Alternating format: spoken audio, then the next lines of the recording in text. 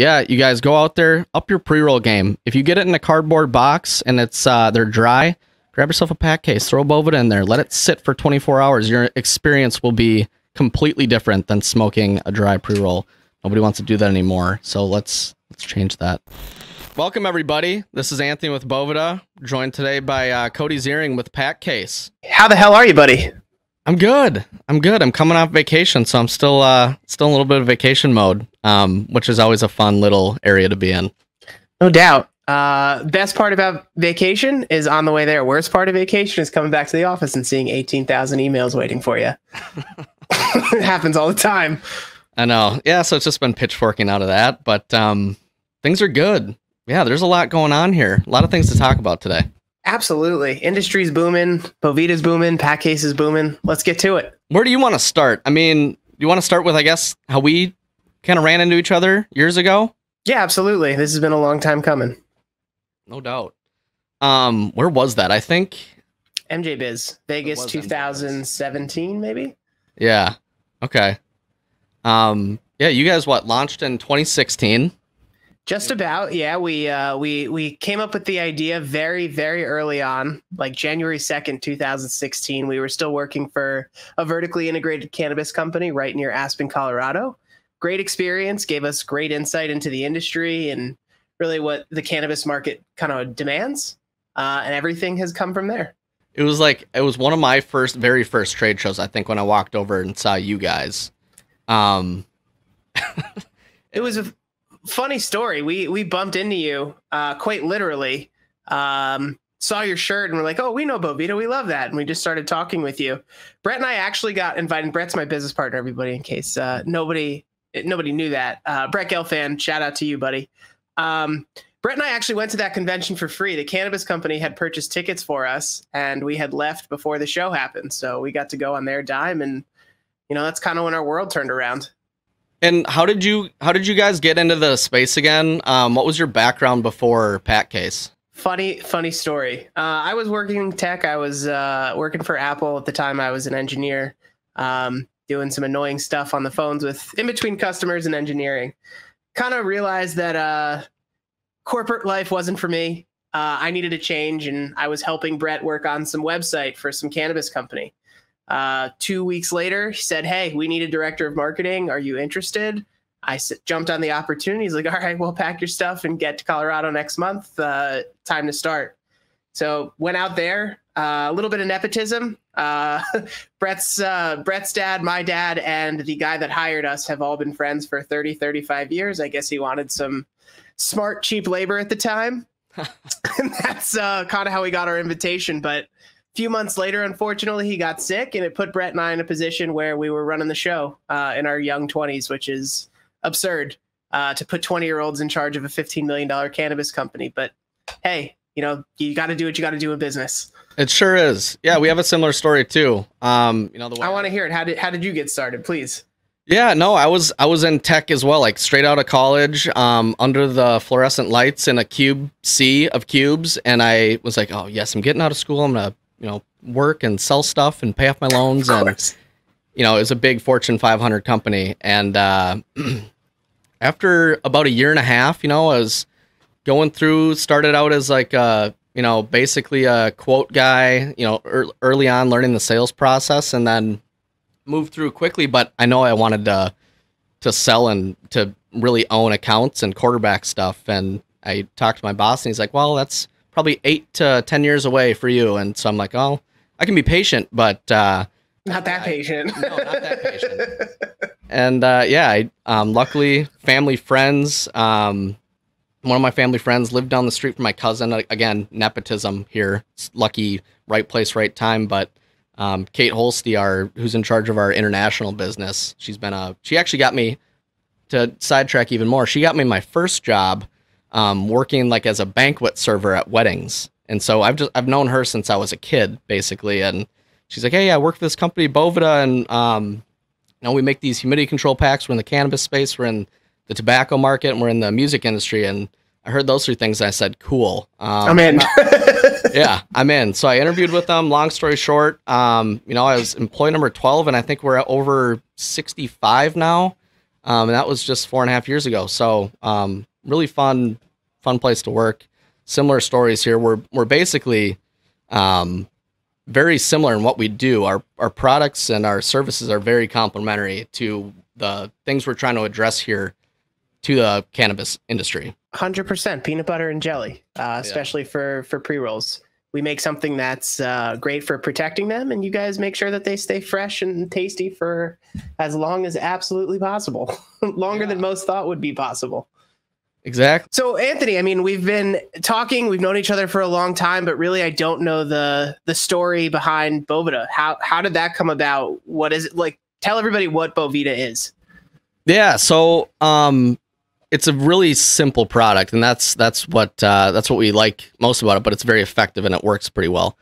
It started 25 years ago. A couple of guys in the tobacco business, they were cigar smokers, saw a problem with humidification, one-way humidification for regulators for cigar humidors. They said there's got to be a better way to do this. So they worked with a couple of engineers from General Mills here in Minnesota on coming up with a product that's able to basically self-control. It's not, you don't have to add anything to it, and it's a two-way controller. So in a deficit environment, it'll add humidity, and then when there's not enough, or when there's too much, it'll absorb some too. So it's really getting rid of those peaks and hills and valleys of humidity. And so that technology started for like I said, for the cigars and the tobacco business. And then over time, and I'm sure this has been talked about on many of our other podcasts, but we started seeing these tobacco stores selling a lot of products in Northern California to the traditional market. And there's like, wow, there's a demand for this on the cannabis space too. And that was probably 10, 12 years ago now. And so we came up with our 62% formula. And, from there, the technology has really stayed the same, but we've been finding out more about how this technology can, not just protect weight and help, manage the moisture content or water activity, but to also preserve terpenes and trichome integrity. So it's been fun to watch how it's grown and what we've learned. It's really fun. There's a huge feast of thought culture here, feast of learning, love of learning. That's something that's at our very core. And we have a lab down in the basement of our HQ here where a lot of these tests are being ran. We have a lot of partners, different labs across the states and even internationally that help run tests. And it's really cool. So yeah, that's, it's a bit of a ramble there, but that's no, it sounds super cool. I mean, we've been doing R&D on our products for 4 years, always trying to come up with new stuff, but we just have to make a really interesting design and make sure it's structurally integral. You guys, you have to do some chemical engineering, which I can only imagine just ups the level of difficulty by, to the umpteenth degree. So good for you guys. And it's great that you guys can do everything downstairs and run humidity tests. And I know that's a great segue into what we'll talk about next, because you can't really run a humidity test without measuring what you're trying to contain the humidity within, which kind of leads me on to what we do over at PAQcase. And we make these really amazing joint cases. This is one of our awesome hemp clients, Father Obsidian. But check this out. We call this product the JPAC. It's our flagship. So you'll notice inside, this is what's amazing to Boveda and everyone who uses it. There's a gasket seal that lines the actual case to hold 5 pre-rolls. So when you close it, you can actually hear the click. That's how you know it's sealed. And then our favorite part, not so Boveda is central, but we have an extra little place that you can store roaches. So you can't finish a joint. You don't have to stink up the rest of the fresh ones inside the pack. Thought it was a really cool idea. So as we were developing this, the whole reason we put a gasket in there was to make sure that pre-rolls stayed fresh. Unfortunately, in this industry, the pre-roll has been an underutilized product SKU for so long. It's such an easy product to produce. It's something that from a beginner to an intermediate to a super heady, everyone loves smoking joints. Everyone loves smoking blunts. And when we first got in the industry back in 2016, everyone was just taking trim, that shitty extra leftover whatever, stuffing it in a pre-roll and saying, okay, good enough. Today now, it's totally different story. People use only flower, premium everything. Sometimes they're even caviar, which means that they may have a core with some hash or are wrapped with some keef and some extra little bits on the outside and can exceed retail values of over $50. In fact, last time I was in Vegas at the show, we went to a dispensary, Planet 13, and they were selling a can of cigar for $1,000. So the pre-roll game has totally evolved. Now think about this, Anthony. What would you do if you went out, you bought a blunt that was $1,000 and it was dry? I would immediately want to return it. Right. And can you? Probably not. Probably not. So products like that have to be in something that's airtight and gasket sealed. And if you're doing it the right way, you have a Boveda pack in there as well. Yeah, no doubt. You brought up some really interesting stuff, Cody. Do you mind expanding a little bit on how you've seen, we're more on the, we certainly work with a lot of companies that manufacture pre-rolls, but also, people that are just packaging grams or eighths or quarters or ounces or pounds. But it seemed, you guys have a focus on pre-rolls. Do you want to elaborate on how that's changed throughout like the last 4 or 5 years, going into this more premium stuff versus just the consumable, hey, the dispensary's running a deal and you get a free pre-roll, and it's kind of just like everyone expects, it's probably going to be dry, it's probably not going to taste very good, but where is it changed and where is it changing? Where is it going? Yeah, absolutely. Like I had said before, when we first got into it, no one really cared. They just took a pre-roll. They were sometimes even making them in the dispensary with leftover whatever after bagging out, an eighth for a customer. There's maybe another gram or two in the jar. So the manager said, screw it. Let's grind it up, throw it in some pre-rolls, and now we can sell it. Today, the pre-roll is a main SKU in the industry. I think it accounts for maybe 10, 15, 20%, somewhere in there, depending on the month, of total cannabis sales in the entire country. So clearly they're here to stay, and it's a product that people love. So very quickly back in 2016 and 17, when we were starting PAQcase, we realized that the pre-roll was super underutilized. It wasn't really given the appreciation that it should have. It's a top level SKU. It's a real moneymaker, and it doesn't take a lot of money to actually start producing them. So we created our product because there wasn't any premium offerings. Like I said, everyone was just throwing bullshit in a tube or a bag, and that was it. There really wasn't like a big demand for people asking for quality pre-rolls. And we didn't understand that because as pre-roll enthusiasts, someone who we smoke joints all the time, especially when we went skiing or out for hikes or whatever, joints are the way to go. No one really had anything that was nice or worth talking about bringing home. So instead we just buy flower and roll our own. But it left a huge amount of market opportunity for all these cannabis companies who weren't doing something to make a premium SKU that addresses a huge market need. So there was an incredible amount of demand and no supply whatsoever. And that's where PAQcase came in to fill the gap and give opportunities to companies like this to be able to sell a premium pre-roll. So was PAQcase kind of born on the mountain per se? It's funny. We quickly came up with the idea late at night, the second night that Brett and I had ever met, just because we were talking about going skiing and taking joints. Before we ever had a prototype, I had actually 3 or 4 joints like in my chest pocket, took a little kicker while I was skiing and totally yard sailed. Ate shit. Skis went flying. Worst part, though, I was kind of hurt and the joints were all broken. So not only was I like in pain, I couldn't smoke. So it was rough. So Brett and I very quickly jumped on finding someone to help us out with the design. And we quite literally used our prototype, our very first one, which I have right here. Super basic, shitty design. But this I used for an entire winter to hold pre-rolls and make sure that they wouldn't break. It's kind of was born out of 2 things. A, we had a personal need. We needed to be able to carry joints on the mountain or going for hikes or wherever. And then at the same time, we knew that the cannabis market needed it too. So it was a little bit of a selfish build. It was kind of doing it for us and then realized there was a business behind it too.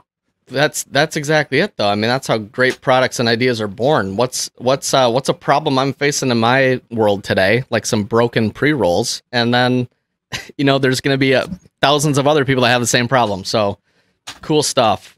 I've always loved your guys' products. And you guys, you have your 5-pack, obviously. What's more of your consumer facing, your duo, right? You don't have a single though, because who's going to smoke a single joint? You're always going to have one for a buddy. So You would think that we do have we may or may not, I cannot confirm or deny that we have a single in the works, but it won't be ready for a while if in fact we're working on something. Really though, like, one is never enough, right? Like, two is always better than one, three is better than two, and shit, if you can have five, well, have five. So it's what's most amazing and what I find most interesting about our product and why it works so well on both sides of the aisle. It's a packaging product. It was always developed to be a packaging product and allow cannabis companies to sell pre-rolls. But over the course of a year or two, as our social media was growing and people were starting to find out about what we were doing, people started asking for these, just like, hey, I don't live in a cannabis state. How do I get one? So we put them up on Amazon and let it ride. And 2 years later, we've sold, more than 50,000 units and are absolutely crushing 1,000 reviews, which blows my mind. And we have over 4.5 stars, which on a product intended for packaging that gets sold as an accessory, blows my mind every time. 100%. And one thing that I've always loved about your guys' product is that you can customize it. The business can go put their branding on it and customize it however they want. That's a huge thing, especially up in Canada and some other markets that they can't necessarily advertise or brand. Do you have any experience there helping companies really market their brand with your guys' packaging technology? I'm glad that you asked that, Anthony. PAQcase technically is a packaging company, right? That's the product that we sell. But really, when you get down to things, we consider ourselves a marketing company. We give our clients an ability to brand and promote products in ways that they wouldn't be able to before. Our packaging may be slightly more expensive than everyone else on the market, but that's obviously because it's a premium feel. What other packaging can go out and say, hey, I sell for $20 on Amazon, but instead you can come to my dispensary, take 5 of my best, highest quality joints with delicious flower, have my brand on it, and then now go and walk around with it. So we give these companies not just an opportunity to create beautiful packaging that's going to create an amazing customer experience, but we also allow their customers to then become a walking advertisement for their company. Think about it. You buy a J-Pack from somebody, that means you have 5 joints. So you take 1 joint out to smoke with a friend. Well, you're obviously going to close the pack, put it back in your pocket again. You still have 4 left. So you're going to hold on to the packaging for a long time, which means anytime you smoke with somebody and you take that out, your brand as a company gets exposed to their friend who's now likely to become a customer themselves. Yeah. Well, and let's back up to a second. So let's talk about the premium aspect. So, and what that value can mean not only to a business but to the consumer. So your guys, and we can even back up to that leak down study that we helped you guys do. So let's explain this to the people. So Boveda can take packaging and put it into a dry chamber, put a Boveda pack in there, and then we can basically estimate the shelf life or stability, how long the Boveda pack's going to last, how long the product is going to stay fresh, versus no active humidity control versus having a Boveda pack in there. And then we can compare that against the control and give you, hey, this is going to add an extra week, 2 weeks, a month, some cases. Should we chat about how that went and what that kind of means for brands and consumers, as far as brands are going to be able to go into more inventory. And that's something that we've seen on the Boveda side is, a big concern or a big problem facing a lot of these operators was, hey, we're just trying to get product on the shelf because the supply and demand chart is totally kittywampus. And, we've had cultivators, operators say, hey, we're trying to, like, they're torn, especially these commercial ones, because they want to have a longer cure on their flower, and they want to really control that quality. But then they have people in the supply chain saying, hey, this dispensary's been out of said strain, this amount of flower for X amount of days. And like, we need to get on the shelf. It's just flying off the shelf. That we have seen, as I have seen personally, that's kind of slowing down, and people are able to go into more inventory and carry more. But our products together can help assure that shelf life is there. And so product isn't sitting for 2-3 months and then is sold dry. That's one of the benefits of being able to use PAQcase and Boveda together. These operators who, think about it. If you have a production team of 10, well, you don't necessarily want to have 2 people doing pre-rolls and 2 people doing edibles and spread out your labor force. A lot of the times it's more efficient, and our clients have told us this, that, I want to put my entire production team, have them do an entire run, start to finish, bang it out, and then move on to the next project. Now, when you do that with flower, with pre-roll, with something that's not necessarily super shelf stable, like a concentrate or an edible, you have to have velocity. So not only do you have to package it up quickly, you have to get it out the door, you have to get it to the dispensary, they have to shelve it, and then they have to get it out to the consumer. Now, that process can take a lot longer than it would take cannabis to dehumidify and then dry out, lose terpenes, lose flavor, lose potency, and mess with effects, right? Like if some THC converts into CBD, that flower that you smoke, once it's converted, is going to make you feel totally different than if it didn't. Exactly. So with Boveda and PAQcase, because there's such a tremendous seal, these producers have the ability to make an entire run of pre-rolls, leave them in their factory if they have to. And as long as it's properly sealed and the Boveda pack is fresh, these pre-rolls are going to last a lot longer, which means that their production problems that come along with having to do massive runs and then making it like sit on it, as opposed to doing smaller runs and moving them quicker and making it a regular process, makes life a lot easier for them. They can sit down, bang out all of their pre-rolls that they need for a month and 2 days, and then not have to worry about the quality at all because of the protection that PAQcase and Boveda provides. Yeah, and a term that comes to mind that I hear a lot is consistency. And that's what a lot these brands want to deliver, because they know, and a lot of these markets, especially on the East Coast where I've been working predominantly, it's medicine. So, it's the cannabis plant and the flower is not a pill, and it's very volatile. And so, like you said, you start getting that trichome degradation, and you're going to lose medicinal benefits. And it's like, going to get your prescription, and you're short 2 pills, and there's an extra 1 magical pill tossed in there. It's like you want to make sure the product is consistent and delivered same smell, same taste, same flavor, same effect every time. And I think our 2 products definitely can help in that regard. Absolutely. Cannabis obviously is a product that affects headspace. And if you find something that works for you and you find something that you like, you want to make sure that if you buy it again, it's going to have the same exact effect. There's only one way to do that in terms of flower and pre-rolls, and that's control the humidity, making sure that the product stays the same on day 1 as it is on day 30 and potentially even out to day 60. So it's important. I know that a lot of people that consume cannabis for medical reasons, which there are many, that's how this whole industry really started, right?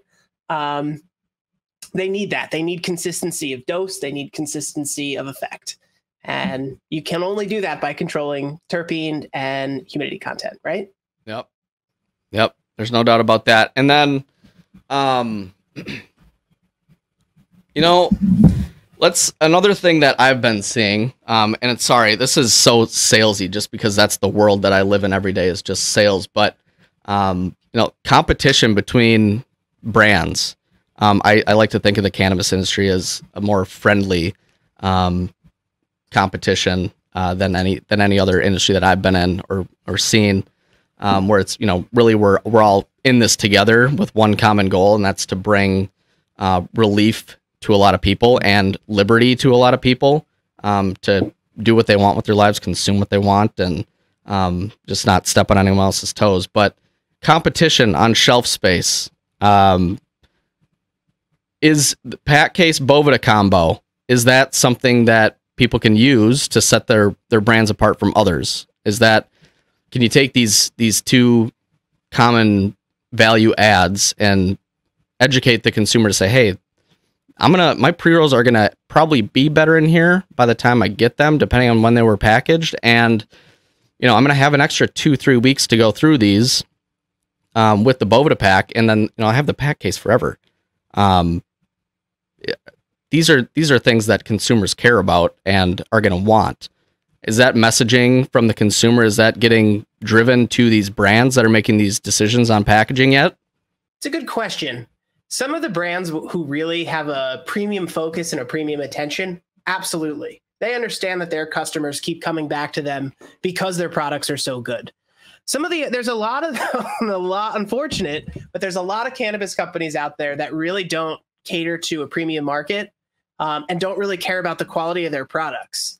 Like I said, a lot of them are still back in the model of 2016. Let's take any leftover bullshit that we have. Let's toss it in a pre-roll, put it in a doob tube, and just send it. Whatever happens, happens. I don't know about you, but whenever I consume something that affects headspace, alcohol, cannabis, whatever else it may be, I always want to make sure that I'm getting something that's quality and consistent. Yeah. Price isn't so much a concern of mine, right? I would much rather pay an extra 20 or 30 bucks to know that the quality that I'm getting is there versus having to deal with some bullshit for a much cheaper cost. I believe that if you're going to intake something, it should only be the best quality. It's affecting you, like you as yourself, not a car, not a house, you and your health. So for me as a consumer, I always want to make sure I'm getting high quality. And I think that there's a lot of companies that value my sentiment and cater towards a client like me. When you have a customer that doesn't, you end up with shitty product, and that creates a negative loop. Sure, you're going to get the sale once or twice because it's a cheap product, but I doubt that person's coming back to you. There's no consistency. There's no flavor. It's all dry, harsh smoke. It's no good. No one likes that. Yeah. And I think that's changing too. I think as more people get introduced to cannabis, I mean, we talk about all these people taking baby steps. I mean, I was down in Florida at a dispensary doing a visit, and I witnessed what I always knew was going on down there, but never had witnessed for myself, which was a woman that looked just like my grandma going into a dispensary for the first time. And she has all of her paperwork, and she looks at the person at the front desk, and she's kind of, pretty coy, and her husband's behind her. They're just kind of looking around, and she goes, I'm here to purchase some marijuana. That's sweet. And it's so cool to see that, but there's so many people that need to become educated on, multiple different aspects of cannabis.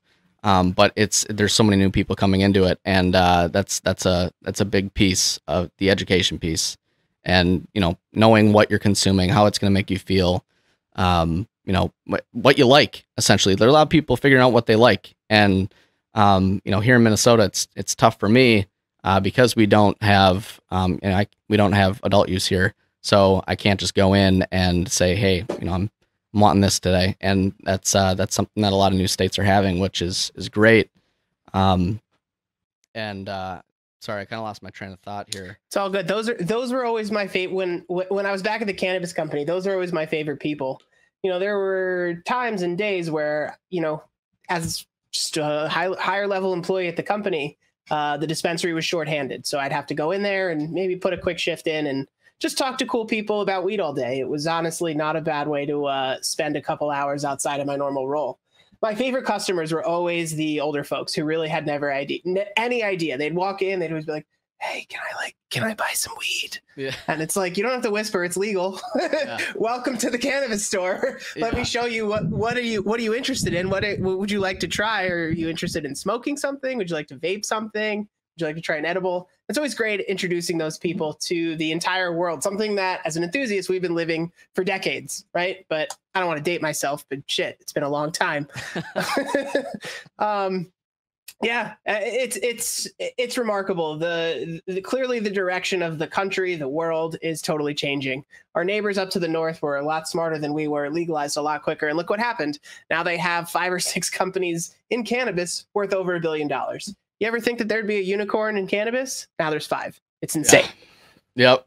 Well, and what do you think is, comparing the Canada to the US right now, especially these last couple weeks, just these larger operators, and what does this mean for cannabis in 2021, as far as these bigger companies, that 4 or 5 years ago in the grassroots cannabis movement, semi-grassroots cannabis movement, a lot of it was the buzz around trade shows in the industry was all these big companies are going to come in and they're going to start getting swooped up, and the commercialization. Does cannabis, in your opinion, Cody, does it kind of model what happened recently this last decade with beer, craft beer, and your big domestic beer? Is there going to be a commercial side of cannabis and then also room for the craft cultivator that's really focused on small quality good stuff that's going to be competing against, you know, price and volume from some of these giants? That's a great question. The beer model is one that is perfect to use as an analogy. I think myself, a lot of these major cannabis companies are swooping up a lot of the smaller ones. There's a lot of conglomerization that's going on in the industry. Obviously, when you kind of grow as a company or you want to expand, you either need additional grow space, which requires additional licensing. So a lot of the small guys or the guys that were in quickly did some decent growing, started as a startup and made it to a mid-sized company. Those are ideal acquisition targets for the big boys. So I think what's going to happen, at least in the next 3-4 years, is that all the big boys are going to start to swoop up a lot of the smaller guys. That's where you emerge the Budweiser, the Coors Light, all the general high volume, lower quality, lower price type products. From that will come the grassroots movement again. So I think everything is going to kind of go underground for a little while.